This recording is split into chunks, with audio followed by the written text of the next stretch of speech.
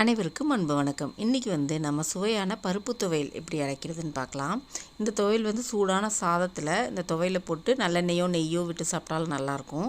ரசம் சாதம் வச்சு தொட்டுக்கிறதுக்கு இந்த துவையல் அரைச்சாலும் சூப்பராக இருக்கும்.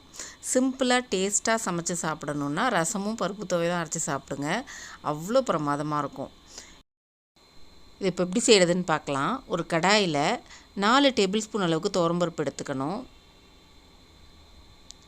இதோட 1 டேபிள் ஸ்பூன் அளவுக்கு கடலைப்பருப்பு, 1 டேபிள் ஸ்பூன் அளவுக்கு உளுத்தம்பருப்பு இதெல்லாம் சேர்த்துட்டு நல்லா வறுத்துக்கணும். அடுப்பை மீடியம் ஃப்ளேமில் வச்சு தான் வறுக்கணும்.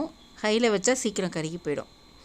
இப்போ இது கூட காரத்துக்கு 4 வரமிளகா சேர்த்துக்கலாம். உங்களுக்கு ரொம்ப காரம் வேணான்னா 2 சேர்த்துக்கோங்க. கூடவே 4 பல்லு பூண்டை சேர்த்துக்கணும். பாருங்கள், இந்த அளவுக்கு செவந்து வந்திருக்கு.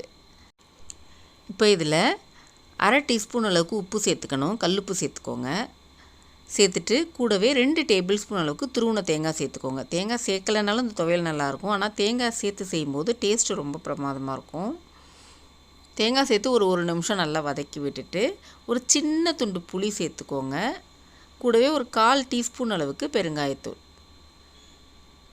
சேர்த்து அதையும் வதக்கி விட்டுட்டு கடைசியாக ஒரு 4-5 கருவேப்பிலை சேர்த்துக்கலாம், வாசமாக இருக்கும்.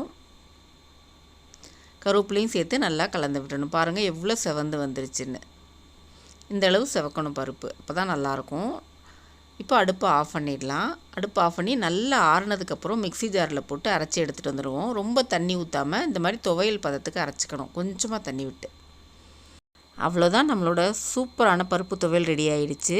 ட்ரை பண்ணி பார்த்துட்டு எப்படி இருந்துச்சுன்னு உங்கள் பதிலாக கமெண்ட்ஸில் சொல்லுங்கள். கூடவே நம்ம சேனலையும் சப்ஸ்கிரைப் பண்ணிக்கோங்க. நன்றி.